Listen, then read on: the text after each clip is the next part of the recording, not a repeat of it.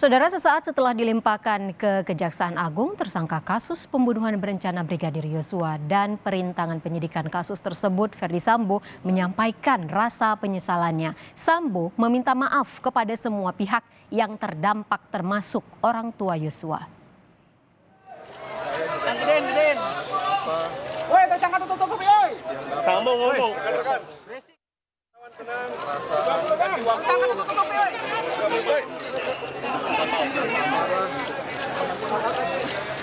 Akibat peristiwa yang terjadi di Magelang. Kabar yang saya terima sangat menyakitkan hati saya sangat menyesal, sangat emosi pada saat itu.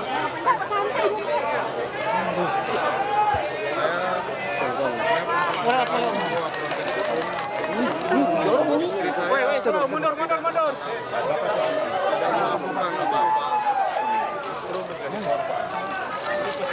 Saya menyampaikan permohonan maaf kepada pihak-pihak yang sudah terdampak atas perbuatan saya. Yang naik ke Mas. Bapak dan Ibu dari Turun-turunan.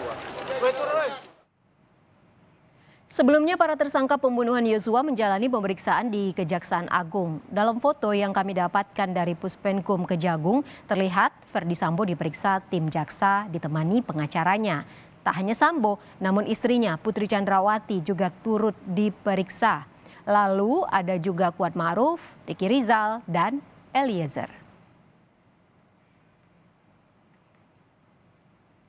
Kini kita sudah terhubung dengan jurnalis Kompas TV Valencia Triksi di Kejaksaan Agung Jakarta. Triksi, bagaimana kondisi terkini di sana saat ini?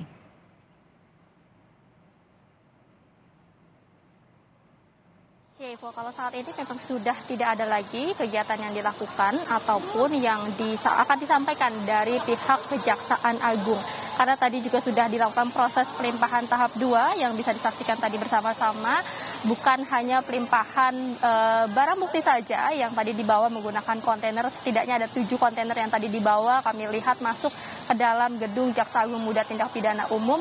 Tapi juga ada pelimpahan tersangka. Ke-11 tersangka ini dilimpahkan dari tahanannya masing-masing di bawah. Kemudian juga tadi langsung masuk ke dalam gedung Jaksa Agung Muda Tindak Pidana Umum. Memang proses yang berada di dalam ini tidak diperlihatkan kepada kami karena kami menunggu di depan. Namun setelah proses pelimpahan tahap 2, kemudian para tersangka ini ditampilkan atau ditunjukkan kepada publik untuk pertama kali.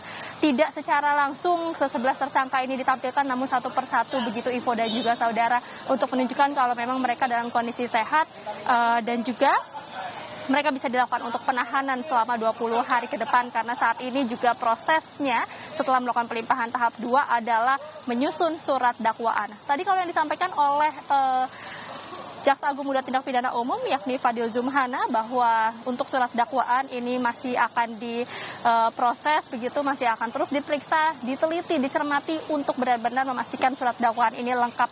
Unsur-unsur kecermatan, kelengkapan, kejelasan dan tidak ada kekaburan ini dipastikan sekali lagi agar ketika nanti sudah dilimpahkan kepada pengadilan yang rencananya akan dilakukan paling lambat adalah Senin 10 Oktober 2022 atau pekan depan, kemudian barulah nanti akan diperiksa kembali oleh Pengadilan Jakarta Selatan, baru ditentukan tanggal kapan persidangan dari para tersangka ini.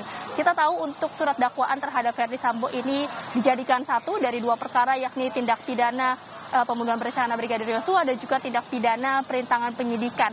Nanti untuk surat dakwaan yang lain tidak akan digabungkan karena memang hanya melakukan satu saja tindak pidana. Jadi nanti akan ada 11 persidangan yang akan berlangsung, Ivo dan juga saudara. Namun tentu untuk tanggal pastinya kita harus menunggu dari pihak Pengadilan Negeri Jakarta Selatan begitu.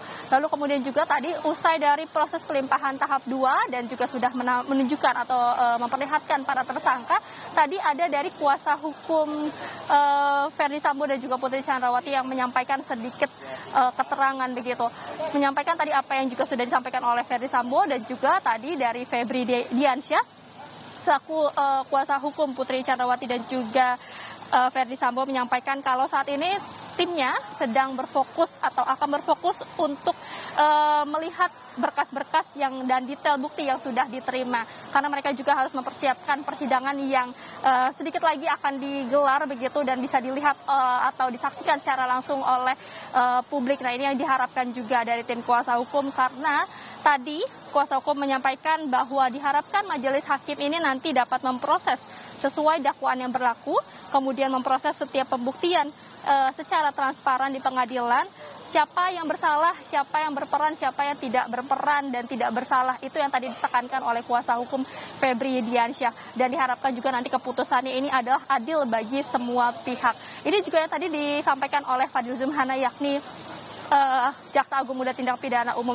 Kalau dari jaksa penuntut umum dipastikan tidak ada intervensi, mereka bekerja dengan integritas, tidak akan ada pihak-pihak lain